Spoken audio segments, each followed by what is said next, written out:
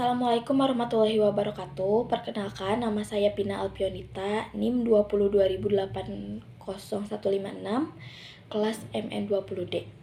Tujuan saya untuk membuat video ini yaitu untuk memenuhi tugas mata kuliah saya dari portofolio dan investasi. Sebenarnya menyangkut investasi itu banyak sekali teori dari investasi ini, tetapi saya akan mengutip dari salah satu sumber ahli, yaitu menurut Kasmir dan Jakfar. Investasi dapat diartikan sebagai penanaman modal dalam suatu kegiatan yang memiliki jangka waktu relatif panjang. Dalam berbagai bidang usaha, penanaman modal yang ditanamkan dalam arti sempit berupa proyek tertentu baik bersifat fisik ataupun non-fisik. Seperti proyek pendirian pabrik, jalan, jembatan, pembangunan gedung, dan proyek penelitian dan pengembangan. Nah, dari teori menurut Kasmin dan Jafar ini, investasi itu memiliki jangka waktu relatif panjang dalam berbagai bidang usaha. Nah, saya akan menjelaskan yang dimaksud investasi jangka panjang itu adalah penanaman aset dalam jangka waktu lebih dari 1 tahun dengan tujuan untuk menguasai perusahaan lain.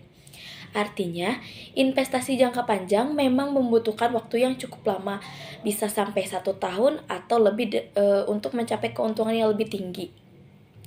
Mungkin penjelasan singkatnya lebih ke misalkan gini, PT Sansan berinvestasi secara besar-besaran kepada perusahaan PT BIG.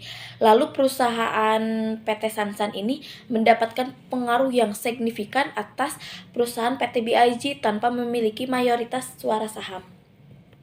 Dalam hal tersebut, harga pembelian akan disebut sebagai investasi jangka panjang.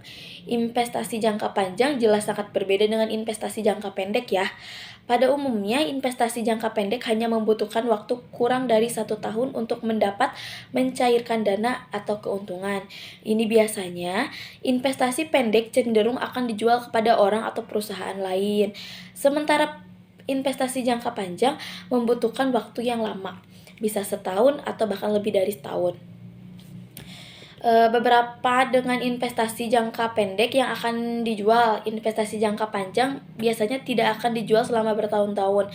Bahkan ada beberapa kasus dari investasi jangka panjang yang tidak akan pernah dijual sama sekali. Apabila untuk memutuskan untuk menjadi investor jangka panjang, maka kamu harus bersabar dalam jangka waktu yang terbilang lama lagi. Mungkin dengan kesabaran, maka potensi jumlah keuntungan yang akan kamu dapat lebih sangat tinggi atau sangat besar.